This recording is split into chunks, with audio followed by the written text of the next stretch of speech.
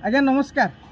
विजु जनता दल विधानसभा पूरा पकाउछि आज्ञा उठाउछि सार पाई चाषी बीजेडी बर्तमान हकर लड़े लड़ुछि। आज सकाळे मध्य गृह कार्य धोईगला, अपराह्न भी गृह कार्य धोईगला, किंतु मूल प्रसंगटी होउछि कांग्रेस आनिछि अनास्था प्रस्ताव।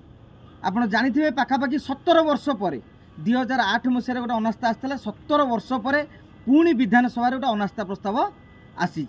विजु जनता दल निजर आभिमुख्य स्पष्ट करिपारुनी हाँ ना नाई।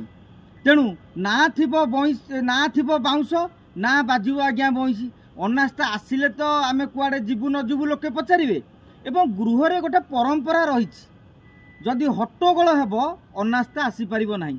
सांविधानिक विधि व्यवस्था अनुसार बाचस्पति अनास्था को संपूर्ण भाव में अग्राह्य करि परिबेनी। केवल हट्टगोल ही गोटे क्लू। एवं तांकु जेतेबेले बीजेपी चाहूची बीजेडी हट्टगोल करू एवं विजु जनता दल मध्य से हट्टगोल रास्ता रे जाउची। मो कहिया कथा होची आपण मानकर भितर के कहिबे विजु जनता दल बंद करिवार अधिकार अछि, लोकन पई लढिवार अधिकार अछि। आज्ञा केही मना करू नाहंती। सार पई राजभवन रे गर्जन कल, विधानसभा भी गर्जन कर, किछि मना नाही। राज्यर हक पई चाषी हक पई आपण लड़ाई करंतु। आज्ञा मोशन आगत पई किछि समय कोन गृहटारे शांत रखिदेले पृथ्वी प्रलय हो जिवो ना जनता जानी परिबेनी जे विजु जनता दल लड़ाई करछु बोली।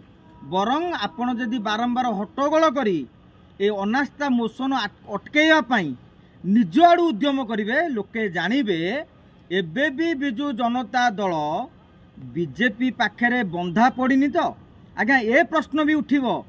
तेणु विजु जनता दल को आउ गोटे कथा 2008 मसीह आपण विरोध में नवीन बाबू सरकार विरोध में भारतीय जनता पार्टी अनास्था आनी आ से अनास्था आपण सरकार भी पलई था।